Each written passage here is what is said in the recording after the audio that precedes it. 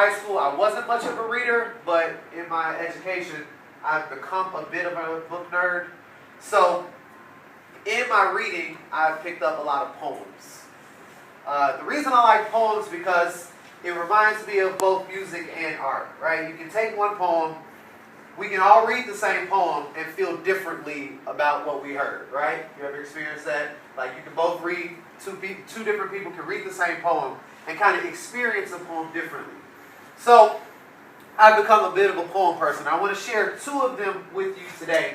And hopefully at the end of our conversation, you'll have something that you can take beyond band camp, right? Now, the first thing I want to point out to you is the word success. How many of you have ever heard the phrase, success is a journey, not a destination? Who knows what that really means? I think that a lot of times we go through our life trying to arrive at this point that we consider success. We look at TV, we read books, and we build up in our head what success looks like. And we're all working towards it. And I think sometimes if we never take a step back and kind of change the way we look at what success is, we'll miss areas in our life that show us to be successful people. So I drew this little road, if you will. Right? Most of our life, we go through stuff. This is your start line, right? This is when you were born. I'm left-handed, so whatever. All right? Thank you. Most creative people are left-handed. We rock. But my penmanship's not great. All right, so we start here. This is when you're born. And there's different things along your road, right? Elementary school graduation, high school graduation, college graduation, career. And then we arrive at this awesome place, that's success. I got a lot of money in the bank, I got a car, house, family, whatever your picture of success is. Right? Problem with this is, there's a whole bunch of things that happen here that if this is the only thing that we consider success, we'll miss a lot of accomplishments along the way. So when you kind of change the way you look at success and you understand success to be a process as opposed to this place that you arrive at, then you start appreciating the journey that you talked about. So I told you guys, I don't remember what day it was, but one of the days we talked about out on the field, right? Your success as a band, I think, is the day you step out on that field and nail that show. Right? That's success, right? Yes. Yes. What about the growth that you experience preparing to nail that show? What about the people who walked in here for the first time having never touched their instrument, but by the end of the season, they're a good musician? What about the person who's never seen a flag, don't know what a drill is, but by the end of the season, you've picked up a new skill? I think that's where real success is. I think we wait till we get here and we miss all the things that we accomplished. So I challenge you to change the way you look at the journey. We sometimes we want instant gratification. Your generation is a now. Right now. Gotta have it now. I want to be a good musician, but I want it now. I want to be a good athlete, but I want it now. Well, the problem with right now is, as you know, nobody gets to greatness without effort. Nobody gets to greatness without hard work. Right? That's why we harp on you to practice. Not because it's torture, although I used to believe that. This grade just gave me shining honors, and I really appreciate that. But I didn't always want to practice. I didn't always want to be the lead trumpet player and all that stuff. Now, we had a lot of competition in the band, and so, you know, I did strive for the best, but I didn't always want to work at it. Sometimes I wanted it to come easy, and I think that that's normal. But we have to look inside ourselves and find our journey. Now, look, I want to share the first poem with you. It's a bit of a difficult poem, and I'm actually going to pass it out, but I didn't want to pass it out before I talk to you about it first. All right, so I want you to listen really, really carefully to the poem. And then I'm going to give it to you before I dismiss you. All right? So the poem is by a man named Rudyard Kipling. It's a poem called If. Anybody know what the word if is? What's if? What's if? You ever use the word if? What if? What if? What's if? It's questionable. It's questionable. All right. What's if? Okay. If it's a supposition, what's a supposition? Ooh, big word. What does that mean? What does it mean to suppose something? Yes. That you think it might happen, but it may also not happen. Absolutely. It might happen, it might not happen. It's uncertain. The word if implies uncertain possibility. What if you could do this? What if I could do that? If I had $1 million, I would. Right? There's this idea that something could or could not happen. Now listen to this poem. You can keep your head when all about you are losing theirs and blaming it on you. If you can trust yourself when all men doubt you, but make allowance for their doubting too. If you can wait and not be tired by waiting, or being lied about, don't deal in lies, or being hated, don't give way to hate, and yet don't look too good or talk too wise. If you can dream and not make dreams your master, if you can think and not make thoughts your aims, if you can meet with triumph and disaster and treat those two impostors just the same, if you can bear to hear the truth you've spoken, twisted by knaves to make a trap for fools, or watch the things you gave your life to broken and stoop and build them up with worn out tools. If you can make one heap of all your winnings and risk it on one turn of pitch and toss, and lose and start again at your beginning, and never breathe a word about your loss.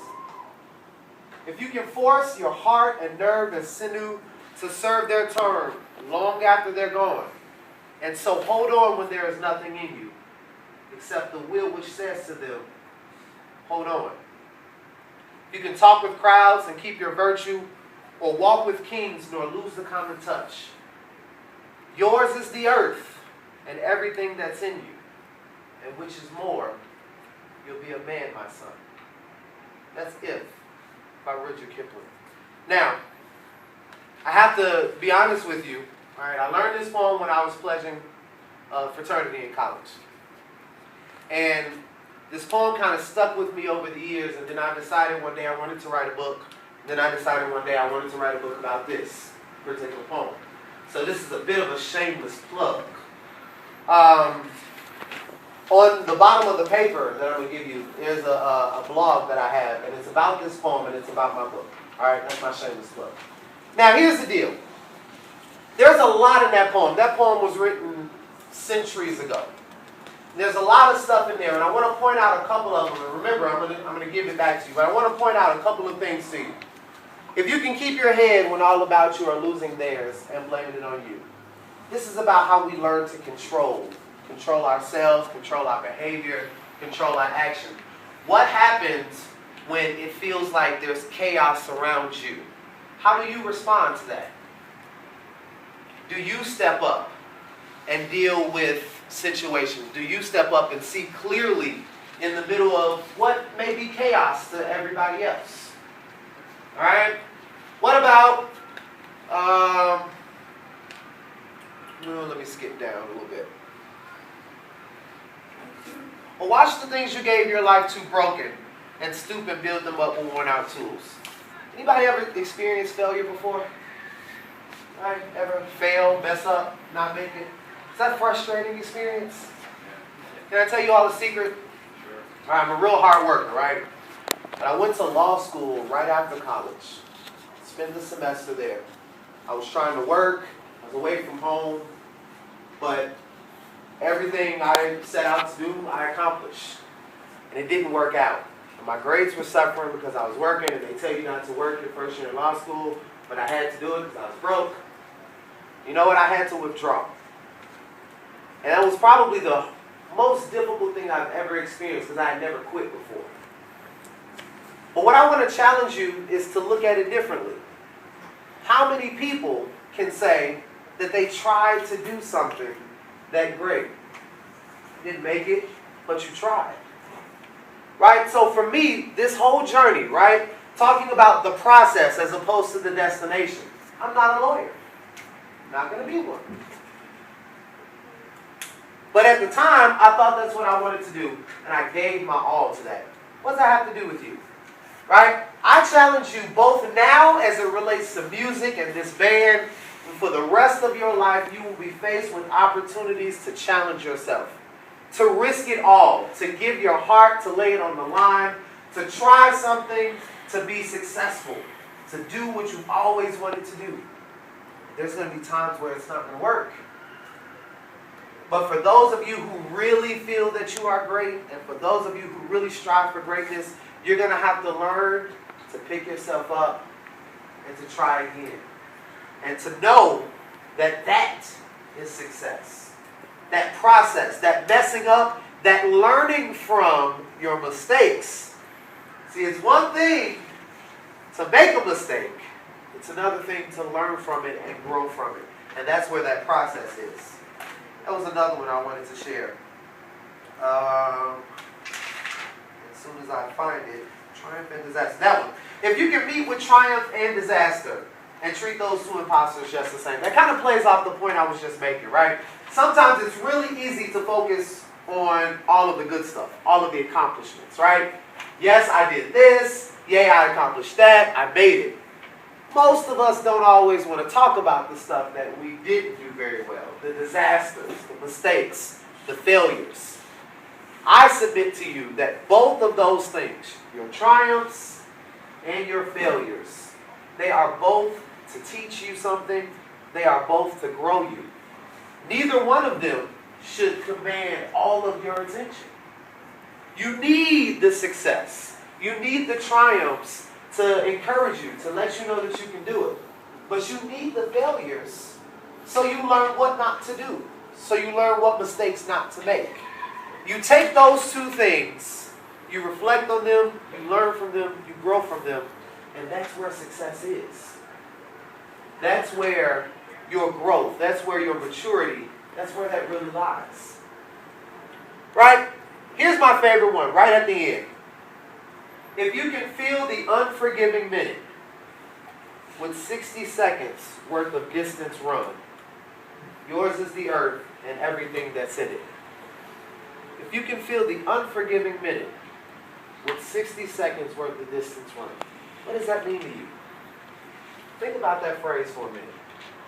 If you can feel the unforgiving minute with 60 seconds worth of distance run, what does that mean to you?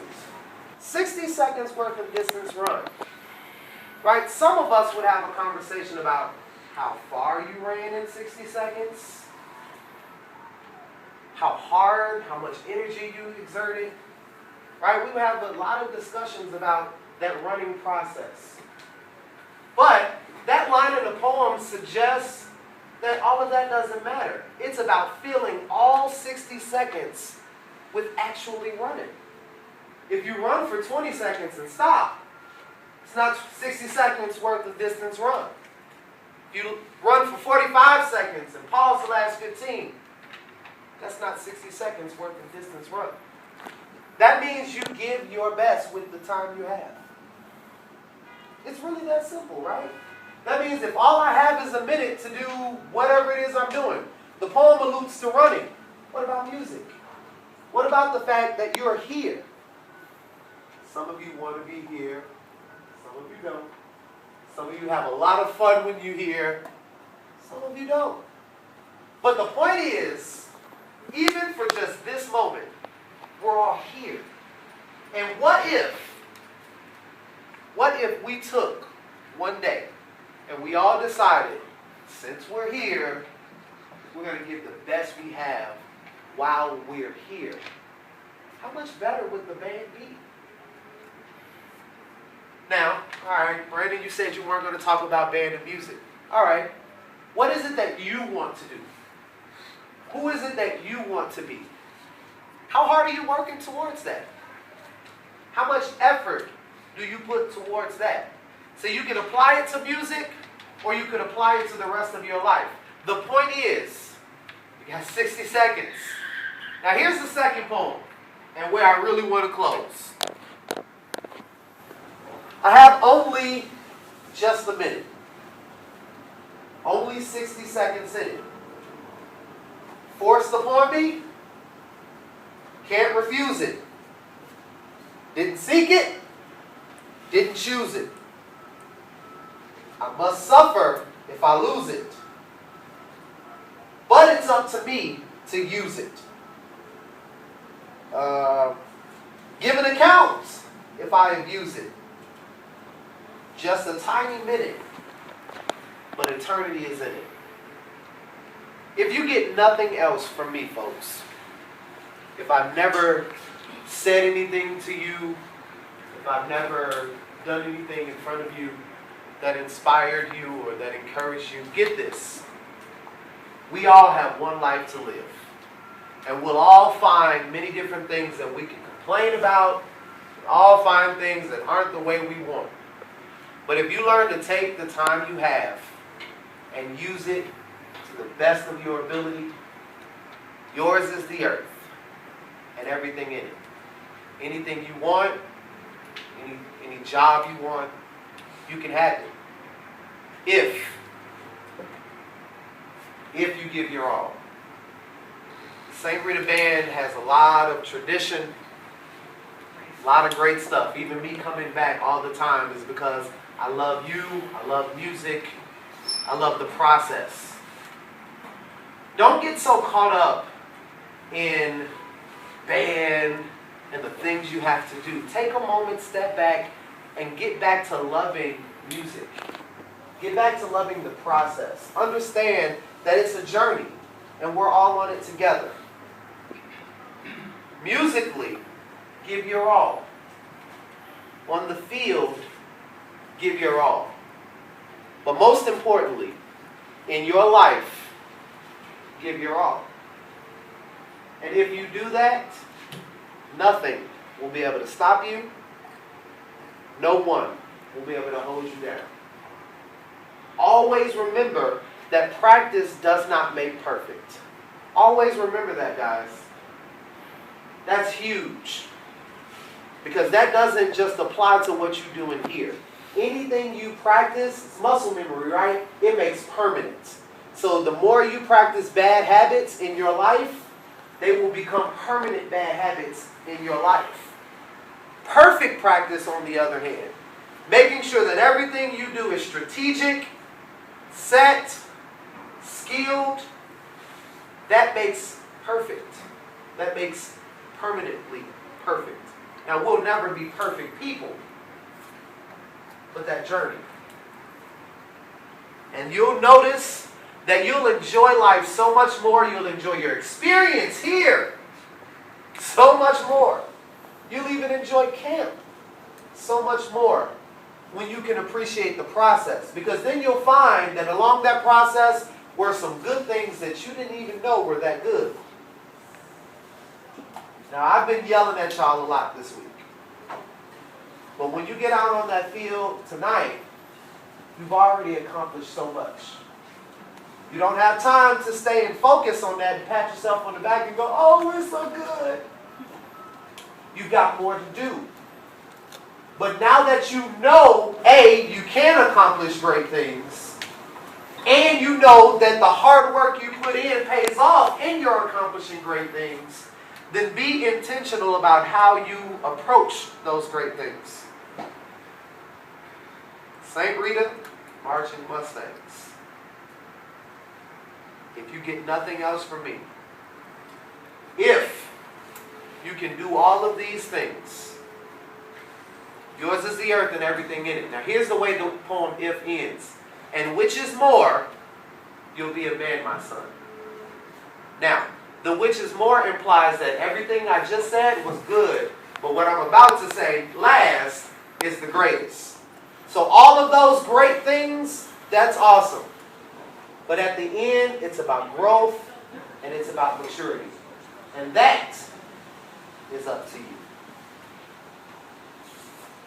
Good luck, bless you, and I love y'all. All right?